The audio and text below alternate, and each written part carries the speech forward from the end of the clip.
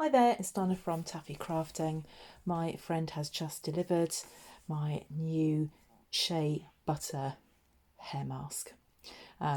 Because we can't get to hairdressers at the moment, the ends of my hair are like straw. So I ordered this from my lovely friend Lisa. So I'm going to be trying this out tomorrow. But I thought I'd make a box for it, and I've been mucking about with dimensions and things, and then I realised that actually you need a piece of 12 by 12 cardstock to do this. And just every now and again, when we've got a big thing to wrap, we just need to have a bigger piece of cardstock.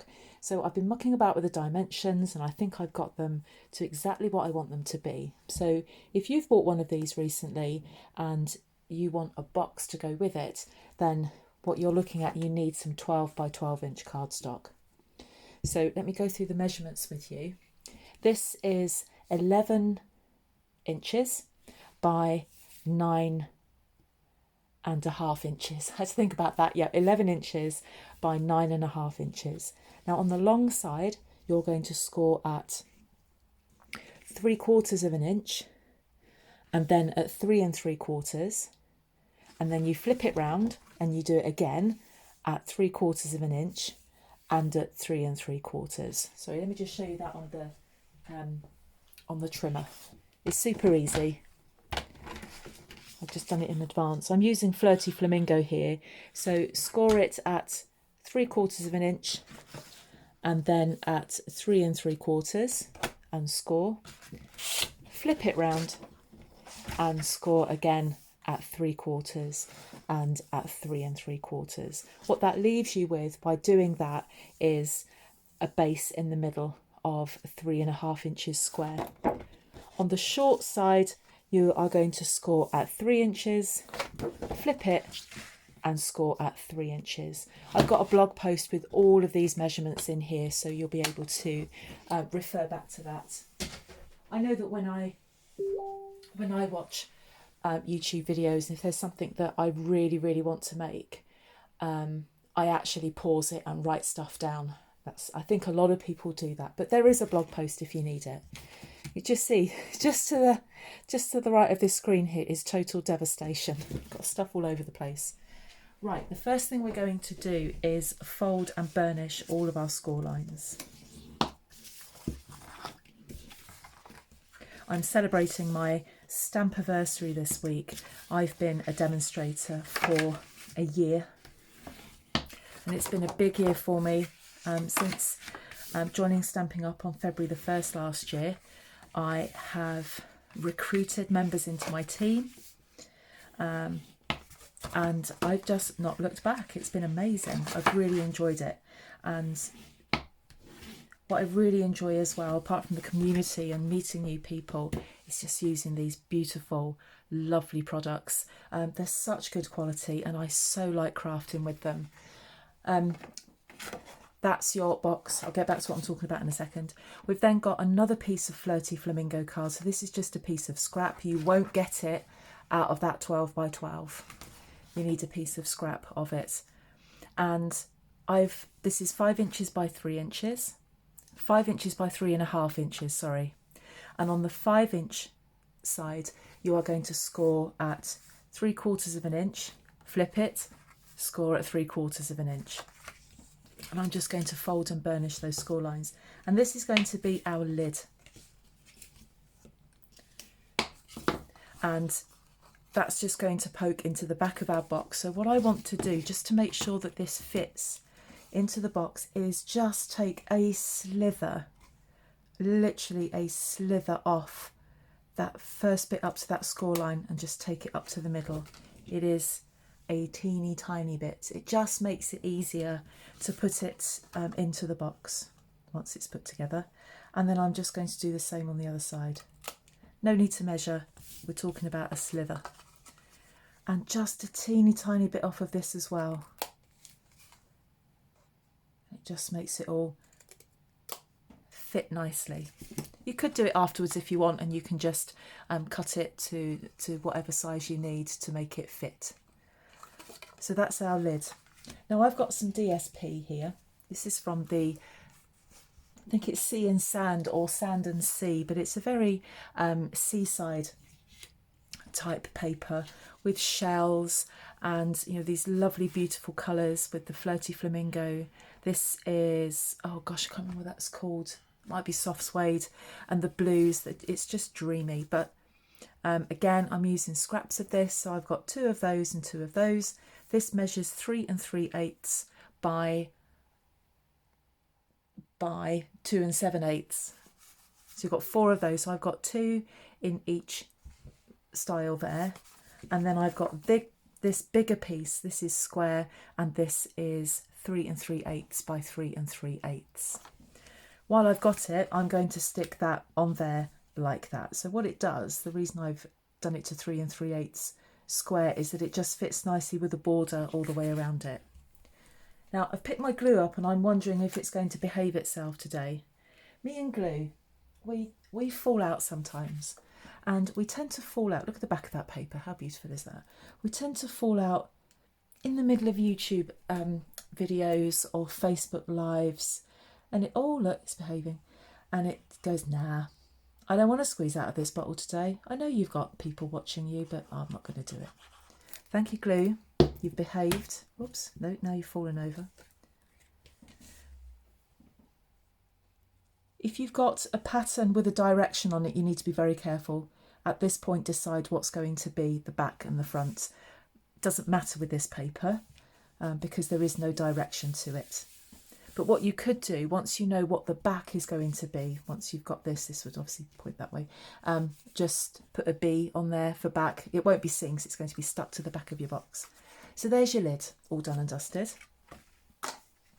So we move on to our box. Now, these narrow rectangles here are, we're going to get rid of 4 of them, but it's going to form flaps that will fold in to then cover up any potential gap. I'll show you what I mean in a second. So if we look at this narrow line first, you are going to cut up all the way up to that first score line, and you're going to make the tiniest of diagonals like that, and literally the tiniest, and you're going to do the same on this side. I realise there's quite a shadow over this at the moment. I'm filming in the evening. I don't get the best light when I'm filming in the evening, but hopefully you can see what's going on. Again, I don't want a big diagonal like I do in some of the boxes that I make, just a slither. Turn it round and we'll do exactly the same. I could really do with a big pair of scissors for this, but I don't have any. Just a tiny diagonal, just a tiny angle there, like that, and then the same on this side.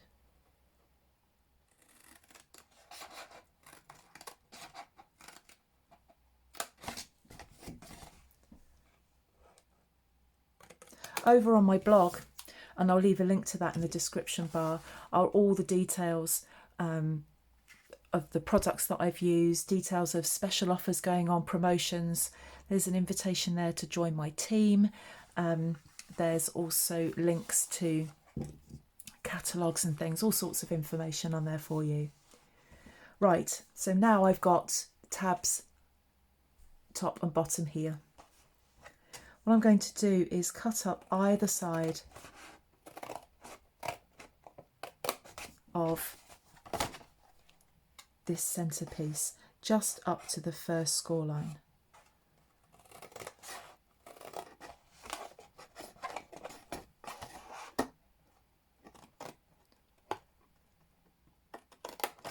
And what I'm going to do is just cut a diagonal line, just come in a little bit and cut up to that corner, like that. Do the same on this side.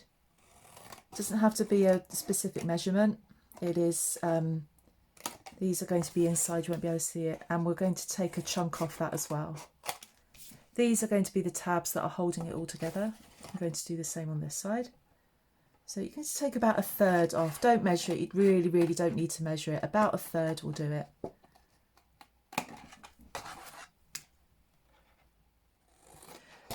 So just recently I haven't made a whole load of YouTube videos. I've really neglected my YouTube channel. Just kind of done one every month as part of a YouTube hop.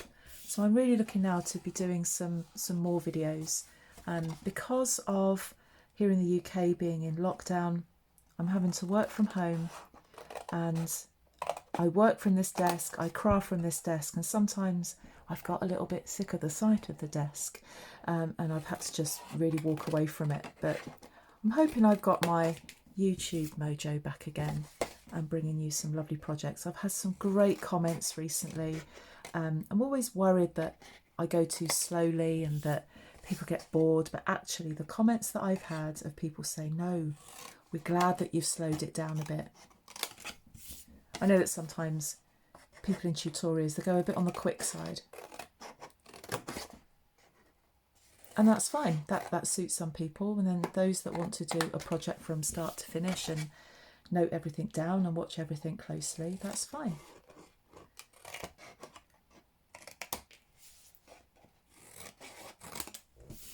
So that's what we have. We've got, so these are the sides of the box with just some small flaps that are going to come in there. These are the other sides with these tabs that are going to hold it all together. So what I'm going to do first though is decorate it. It'll be just easier. So just decide where you want to put them. Again, I've picked paper that I would say doesn't have a direction. This does. So you do need to make sure that you cut them in the same direction like that. So I'll just glue those on. So if you live in the UK, Germany, France, Austria or Holland, and you're interested in joining Stampin' Up, it doesn't matter that I'm from the UK and you might be from one of those other 4 countries, you can still join. I don't have any international members on my team yet. All my team members are from the UK, but if you are interested in joining,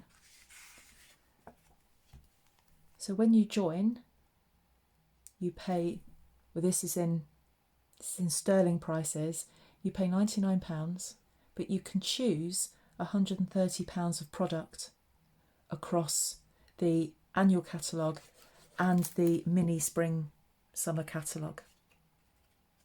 And that mini spring summer catalogue is absolutely amazing. Such pretty things. That's where this comes from.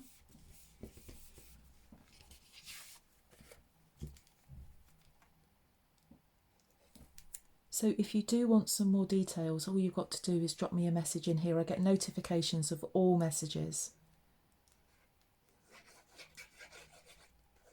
Why would you want to join Stampin' Up?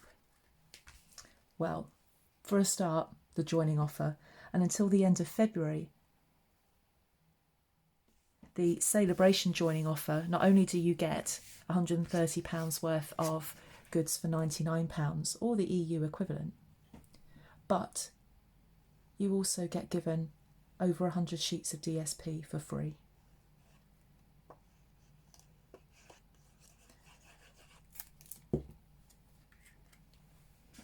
You become part of an amazing community, get invited to lots of different events, which are all online at the moment, but part of a great community. Continued discount. When you first join, you will continue to receive 20% discount on all your purchases. What's not to like about that? Anyway, going back to this, so I've stuck my pieces of DSP on, and I'm going to run some tear and tape, so this double-sided adhesive, onto each of these score lines here, but also at the top of these tabs. And you're just going to get this in real time.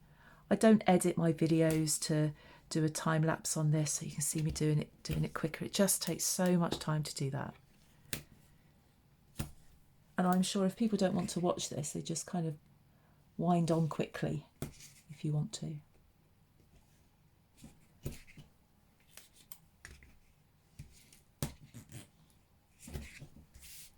I love making gift boxes, absolutely love doing them. It's one of my favourite things to do. I love working out all the measurements for a particular product. I mean, these boxes, I'm not reinventing the wheel here. You know, these boxes are all over YouTube and Pinterest, but it's just nice to be able to show what the different cardstock and DSP will give you. I'm not doing any stamping on this today. This is all about making the box. Right, I need my, I always call it a picky tool. It's not a picky tool at all. It's the take your pick tool. And it's got this little pointy bit on the end. And it's great for picking up that backing paper on tear and tape. It picks it up straight away.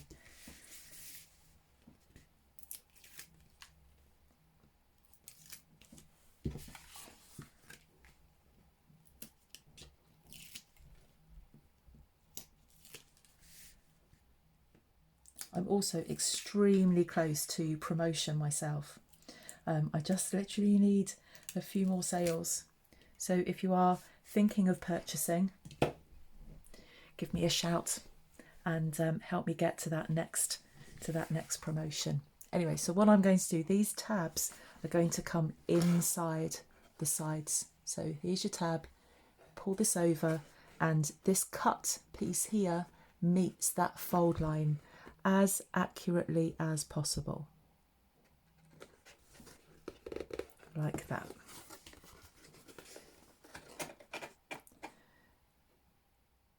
So when you are placing your DSP, you have to be aware as to what direction it's going to be in once you put the box together. It's quite easy to get a bit mixed up. I've done it before, I've put it on, it's like, it's upside down. I've just tried to pull that back, but honestly, once that tear and tape is stuck, it is stuck. It's good stuff. Right, so there we go. So there is our box, and I'm just going to push those tabs in. So it's a box with no lid at the moment, and that's where this comes in. Now, what we have to do is just make a little thumbtack here. So the back and the front are that design, and the sides are that design. You decide where you want them to go. Now I need to get one of my punches. Now sadly, we don't sell this punch anymore. This is the 1/2-inch circle punch, but you could use, you could just cut it out by hand if you want to. And I am just eyeballing the middle of this. You just want a little bit in there just so you can get your thumb in to pull the lid off. Now here's your lid. I'm just going to test that my hair mask sits in there. Yes, it does. It doesn't move about too much. And what I want to do is stick that into the back there. So I need to get some tear and tape. You can do liquid glue if you like. You've seen how sticky this is. Once that's stuck down, it's going nowhere.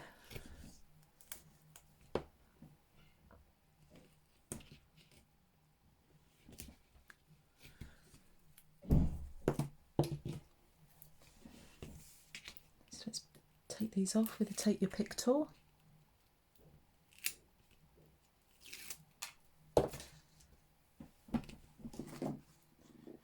And then make sure that's the front, make sure this goes on the back.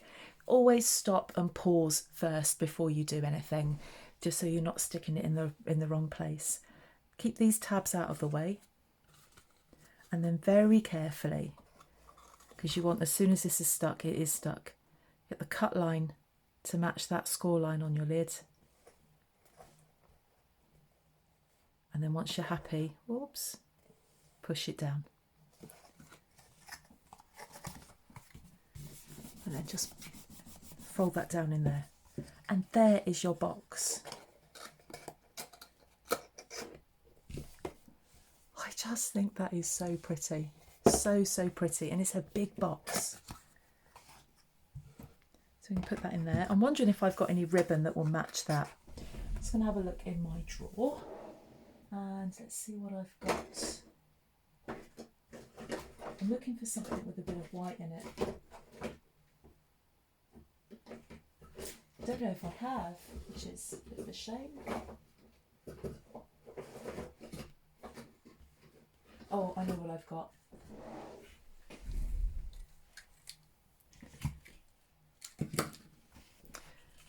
This matches that. So I used this in my last project, my last YouTube video I made.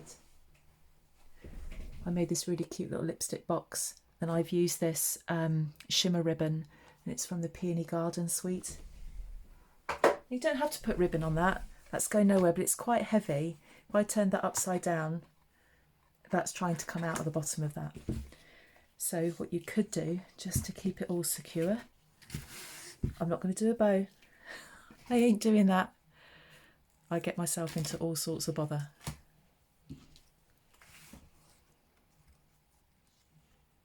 So there's no stamping on this. This is all about the box. I've got some new stamps that have arrived, and I'll have some videos coming out soon showing those new stamps. Whoops. Such a lot of pressure doing bows and knots and things on a video. Let's try that again. I just let go too quickly.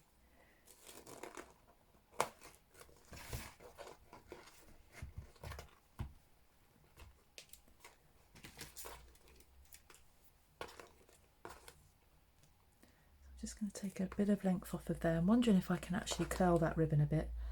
Let's see what we can do. No, it's the short answer to that, so we're just going to shorten that.